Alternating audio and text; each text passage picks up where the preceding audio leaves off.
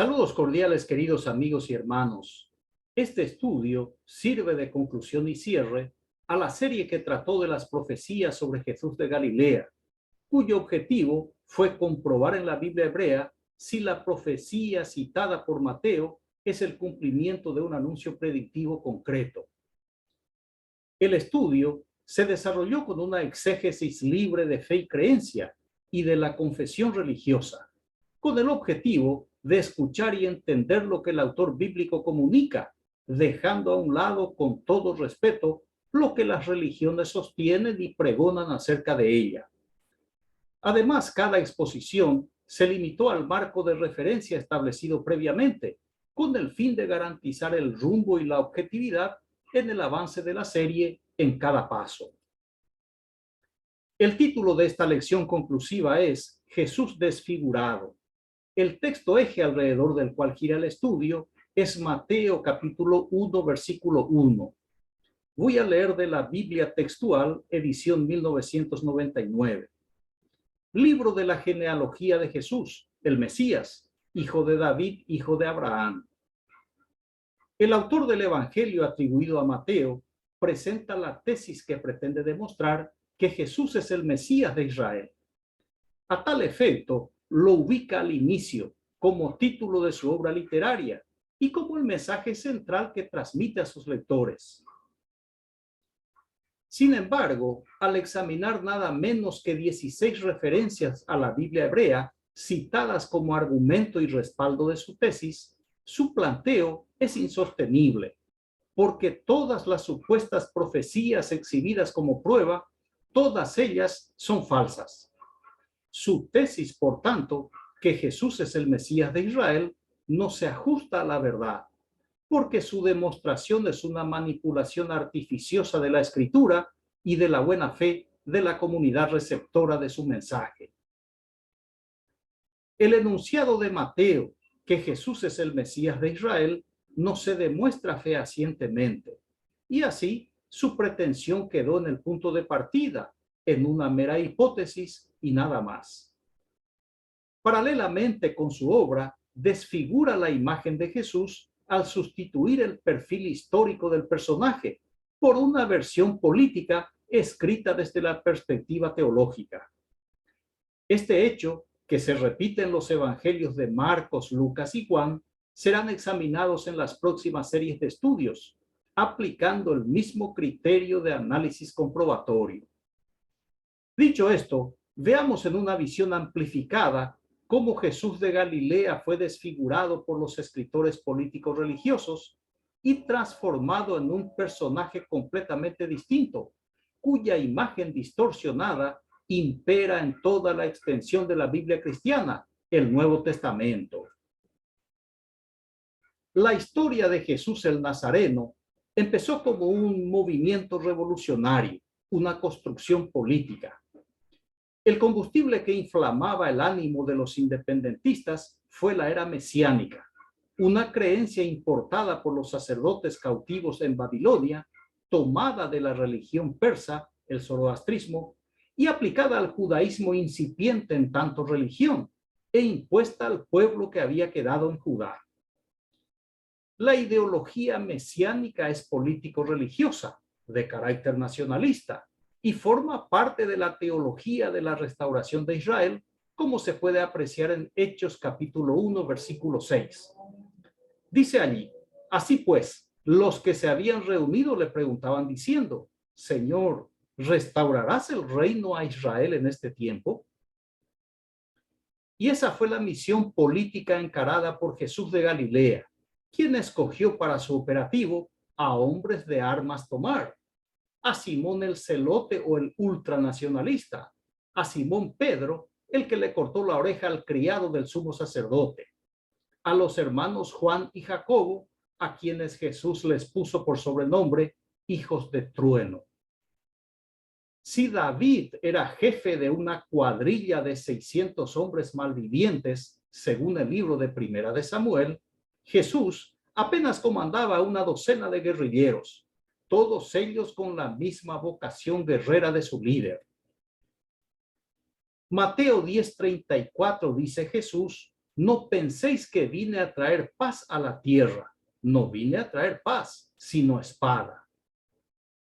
Después de la campaña realizada por el pequeño grupo, principalmente en la zona norte del país, y sin lograr la adhesión deseada, o al menos la necesaria para la batalla, cuando se avecinaba el día A, el día del asalto del Mesías y su equipo golpista, la instrucción de Jesús a sus soldados fue la siguiente. Lucas 22:36. Entonces les dijo, pero ahora el que tiene bolsa, tómela, lo mismo también alforja, y el que no tiene espada, venda su manto y cómprela.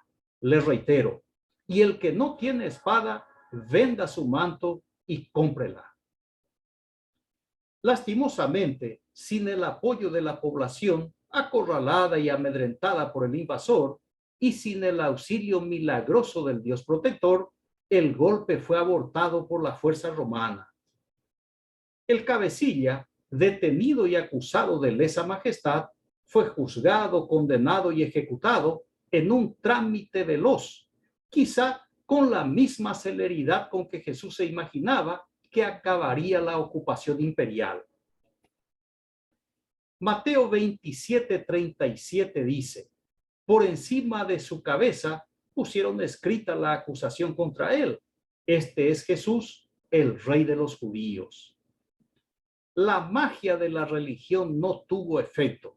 Las falsas promesas fabricadas por los sacerdotes del Dios Yahvé se cobraba otra víctima mortal. El decepcionado revolucionario desde la cruz clamó y reclamó a la entidad espiritual que nunca había prometido nada a nadie. Mateo 27:46 dice que alrededor de la hora novena, Jesús exclamó con gran voz diciendo, Elí, Elí, lema sabactani, Dios mío, ¿por qué me desamparaste? Todo lo que sobró del sedicioso ajusticiado fue la expresión de confianza en el Dios de su devoción, de quien esperaba que obrara el milagro del siglo, o tal vez el milagro en toda la historia de la humanidad. En Mateo 24:34 y 35 Jesús dijo, de cierto os digo, que no pasará esta generación hasta que todo esto acontezca. El cielo y la tierra pasarán, pero mis palabras no pasarán. El historiador judío Flavio Josefo, en sus memorias, describe a Juan el Bautista como un hombre de reconocida capacidad de oratoria y cualidad persuasiva, razón por la cual su discurso fácilmente podía encender a las masas y generar revueltas contra el imperio.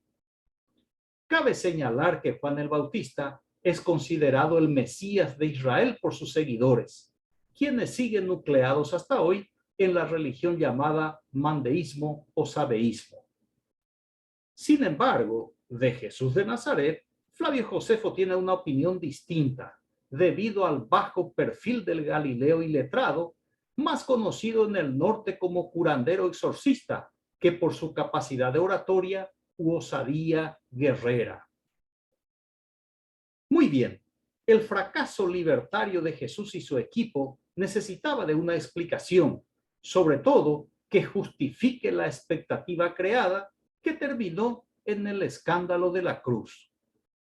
Este vacío fue llenado por un movimiento reaccionario, por una construcción teológica. El movimiento generado fue expresado por diferentes escritos del siglo I, pero la versión canonizada procede de la mente del judío helénico, el gnóstico Saulo de Tarso, quien aprovecha la ejecución condenatoria de Jesús, lo transforma en un sacrificio expiatorio y así crea su propio evangelio. Gálatas capítulo 1, versículos 11 y 12 dice Pablo, mas os hago saber, hermanos, que el evangelio anunciado por mí no es según hombre, pues yo ni lo recibí ni lo aprendí de hombre alguno, sino por revelación de Jesucristo. El astuto Pablo habla de revelación porque no puede ser comprobado, pero la materia revelada es comprobable. y no tiene absolutamente nada que ver con la misión de Jesús de Galilea, ni siquiera con el judaísmo de su tiempo. Nada, nada de nada. Su revelación no procede de Jesús, sino de su propia interpretación teológica alegórica. Así, el ingenioso Pablo crea su evangelio, crea su Cristo y se nombra a sí mismo apóstol de su personaje místico. En su humilde soberbia, anuncia que el evangelio de su creación será la base del juicio divino, otra doctrina importada de la religión persa, el zoroastrismo. Romanos capítulo 2, versículo 16 dice Pablo: en el día en que Dios juzgará por Jesucristo los secretos de los hombres conforme a mi evangelio, no el de Jesús. Esto nunca enseñó Jesús el Nazareno, hecho que confirma que su revelación no procede del Galileo ejecutado. Además, el evangelio de Jesús es totalmente diferente al evangelio de Saulo de Tarso. En cuanto al juicio, tampoco estaría a cargo de Dios como anuncia Pablo, sino a cargo de Jesús de Galilea y de sus apóstoles, cuando se siente a reinar como Mesías de Israel. Mateo 19, 28, Jesús les dijo: de cierto os digo que en la regeneración, cuando el Hijo del Hombre se siente en el trono de su gloria, vosotros que me habéis seguido también os sentaréis sobre 12 tronos para juzgar a las 12 tribus de Israel. Aquí están los 12 apóstoles de Jesús, incluido Judas el sicario, quien recibió la promesa de su maestro. Así que el traidor y suicida será uno de los jueces en la Corte Suprema de la Israel mesiánica, liderada por el Nazareno y no por Dios, como afirma Saulo de Tarso. Sobre la otra afirmación de Pablo, que la base del juicio será su evangelio, escuchemos al presidente de la Corte Suprema Apostólico Mesiánica. Mateo 25, 34 al 40 dice: entonces el rey dirá a los de su derecha: venid, benditos de mi Padre, heredad el reino preparado para vosotros desde la fundación del mundo. Porque tuve hambre y me disteis de comer, tuve sed y me disteis de beber, fui forastero y me recogisteis, estuve desnudo y me cubristeis, enfermo y me visitasteis, en la cárcel y vinisteis a mí. Entonces los justos le responderán diciendo: Señor, ¿cuándo te vimos hambriento y te sustentamos, o sediento y te dimos de beber? ¿Y cuándo te vimos forastero y te recogimos, o desnudo y te cubrimos? ¿O cuándo te vimos enfermo o en la cárcel y vinimos a ti? Y respondiendo el rey les dirá: de cierto os digo que en cuanto lo hicisteis a uno de mis hermanos más pequeños, a mí lo hicisteis. Según el juez Jesús de Galilea, la base del juicio es por obra y no por fe. Es por el acto y no por la creencia. La gente puede creer en lo que quiera, como quiera y en quien quiera, pero para ser absuelto por el nazareno condenado, se debe ser solidario necesariamente. Con todo, Saulo de Tarso, además de afirmar que su evangelio es una revelación del Jesús divinizado, le pone el sello de aprobación de su Dios, sin especificar si es Yahvé, el Dios de Judá, o si es el Dios el Dios de Israel. En Romanos 1:1 dice en su carta: Pablo, siervo de Jesucristo, llamado a ser apóstol, apartado para el evangelio de Dios. El evangelio de Dios. Pablo eleva su evangelio a la categoría máxima, a un nivel inalcanzable, incuestionable e inapelable. Su evangelio, que tan solo era una revelación de Jesús, ahora ya es de Dios. Basado en esta convicción propia, Saulo de Tarso amenaza con maldición al morador celestial o terrenal, que anuncia un mensaje diferente al de su evangelio neoplatónico. Gálatas capítulo 1, versículos 8 y 9 dice: mas si aún nosotros, o un ángel del cielo, os anunciare un evangelio diferente del que os hemos anunciado, sea anatema. Como antes hemos dicho, también ahora lo repito, si alguno os predica diferente evangelio del que habéis recibido, sea anatema. La amenaza de Pablo es una condena anticipada para el pensador libre, para el que piense libremente. El que no está de acuerdo con su evangelio y anuncia un evangelio distinto al de su creación, debe ser considerado un anatema, un maldito. Por tanto, y según la creencia de Pablo, si usted pregona un mensaje diferente al suyo, usted ya está condenado al infierno, una doctrina importada de la religión persa, el zoroastrismo. En cambio, si usted abraza el mensaje de Pablo, puede estar seguro al 100% que le espera el paraíso, otra doctrina importada de la religión persa, el zoroastrismo. Así, el que sigue la enseñanza del judaísmo y de Pablo, sin saber, es un adepto del dios Ahura Mazda y un discípulo del profeta Zaratustra. En otro detalle no menos importante, en su carta a los romanos, Pablo se declara apóstol de Jesús, sin ser nombrado por el Nazareno y sin seguir la norma establecida por los apóstoles del desaparecido Galileo. Hechos capítulo 1, versículos 21 y 22 dice: es necesario, pues, que de estos hombres que han estado juntos con nosotros todo el tiempo, que el Señor Jesús entraba y salía entre nosotros, comenzando desde el bautismo de Juan hasta el día en que de entre nosotros fue recibido arriba, uno sea hecho testigo con nosotros de su resurrección. Pedro mencionó el requisito que debía reunir el candidato para ocupar el cargo que había dejado el tesorero del equipo revolucionario.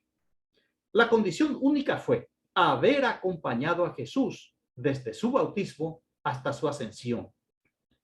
Pero Pablo, sin embargo, entró por la ventana. Él mismo se nombró apóstol en contra de las normas.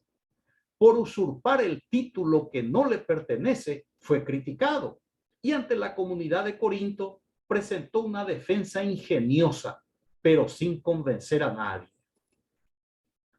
Primera de Corintios 9:2 dice: si para otros no soy apóstol, para vosotros ciertamente lo soy, porque el sello de mi apostolado sois vosotros en el Señor. Le doy una información adicional sobre este punto. El libro de Hechos de los Apóstoles, que no es otra cosa que los Hechos de Pablo, se escribió para legitimar el apostolado de Pablo. Les repito, Hechos de los Apóstoles se escribió para legitimar el apostolado de Pablo. He aquí una evidencia. Hechos capítulo 13, versículos 2 y 3.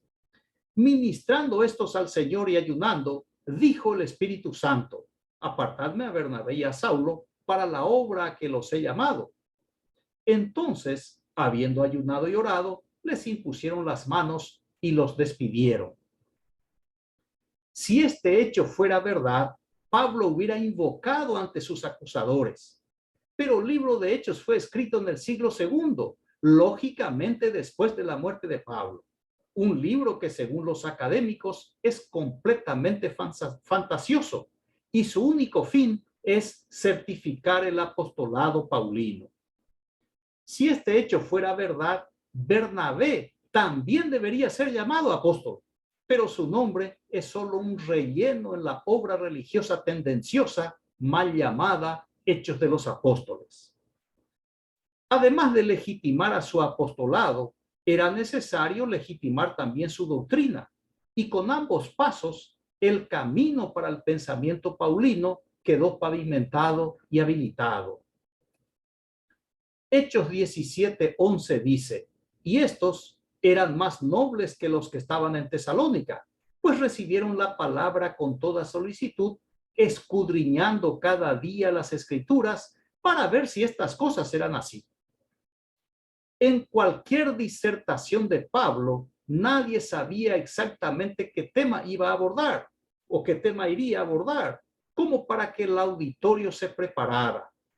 Sumado a esto, por el costo, Los rollos de las escrituras solo se disponían en la sinagoga, dificultando el acceso de los miembros de la comunidad, tanto para acompañar la exposición de Pablo como para comprobar su argumento. Es bastante notorio que aquellos que aceptaban la doctrina de Pablo eran considerados personas nobles, espirituales, piadosas, como los de Berea. Pero los que se oponen son anatematizados, son los falsos hermanos, son los malditos. El enfrentamiento y la exclusión mutua es fácil de entender porque está presente en nuestros días entre las confesiones religiosas. Muy bien, respecto a Jesús de Nazaret, Pablo emitió el siguiente mandato, 2 Corintios capítulo 5, versículo 16. De manera que nosotros de aquí en adelante a nadie conocemos según la carne, y aun si a Cristo conocimos según la carne, ya no lo conocemos así. Pablo no quería saber absolutamente nada del hombre que vivió y caminó por Galilea y prohibió a la comunidad de Corinto que se hablara de ese Jesús y en su lugar que solo se hablara del personaje creado por él llamado Cristo, una figura mística que nada tiene que ver con la misión y la obra de Jesús, sino con la nueva imagen diseñada por Pablo. Visiblemente, la historia de Jesús era una barrera para Pablo, para convencer a la gente con el evangelio de su autoría, completamente diferente al postulado por el Galileo. Si a Pablo no le interesó la vida de Jesús, veamos qué pensaba de los apóstoles de Jesús. Gálatas capítulo 2, versículo 6 dice: pero de los que tenían reputación de ser algo, lo que hayan sido en otro tiempo, nada me importa. A mí, pues, los de reputación, nada nuevo me comunicaron. Pablo confiesa con arrogancia que no le importa y que nada nuevo le comunicaron, nada que él no supiera. Saulo de Tarso, un hombre que creció en la cultura helénica, instruido en filosofía griega, ¿quién le podía enseñar un grupo integrado por pescadores malolientes y campesinos iletrados, aunque hubieran acompañado al revolucionario Galileo? Pablo no acepta ni aceptó nada. Así llegamos a la tercera etapa, el movimiento reciclado. Ahí ya vamos a tener una construcción religiosa. Toda la historia revolucionaria independentista intentada por Jesús de Galilea en el papel de Mesías de Israel es reinterpretada y alegorizada con la creencia religiosa del judaísmo. Aparecieron muchos escritos de los verdaderos seguidores de Jesús, escritos que fueron considerados apócrifos, descartados y demonizados, para escoger como válido el escrito de quien nunca conoció personalmente a Jesús y que ni le interesaba, don Saulo de Tarso. Los evangelios siguen el pensamiento de Pablo y con los demás escritos seleccionados se armó un corpus escriturario cuya espina dorsal es la doctrina de Saulo de Tarso. Ningún escritor bíblico conoció a Jesús, pero escribieron como si le hubieran conocido. Así Mateo, en el siglo II, tiene que inventar profecías para respaldar su ideología religiosa. A tal efecto, Mateo siguió su procedimiento habitual, que consiste en escoger un texto de la Biblia hebrea que le sirva de base para construir una fábula piadosa. De ese modo, el texto de referencia tiene la función predictiva o profética y su narrativa es el cumplimiento de ese supuesto anuncio. Ese es el método empleado por Mateo en la elaboración de su propaganda religiosa. Todo este fenómeno político religioso compete única y exclusivamente a los israelitas. Los gentiles, aunque crean en el judaísmo y abracen la religión, no tuvieron ninguna influencia en esa contienda político-religiosa judía. Así que es un tema de los judíos y de nadie más. Pero se apropiaron de su historia y así se inicia la fase del movimiento regido, una construcción dogmática. Aquí la religión se institucionaliza y se instrumentaliza, y como toda entidad, elabora su propia regla. Así se produjo un gran cambio. Del Jesús revolucionario nace la institución religiosa y con ella las tradiciones que poco a poco se irán convirtiendo en dogmas. Muy bien, concluyo la exposición y esta serie de estudios con la observación del historiador y político italiano Nicolás Maquiavelo. Quien engañe encontrará siempre quien se deje engañar. Todos verán lo que aparenta y pocos lo que es. Y estos pocos no se atreverán a ponerse en contra de la mayoría. Le reitero, quien engañe encontrará siempre quien se deje engañar. Todos verán lo que aparenta y pocos lo que es. Y estos pocos no se atreverán a ponerse en contra de la mayoría. Muy bien, agradezco su amable atención. Reciba un fraterno abrazo y hasta la próxima serie. Gracias.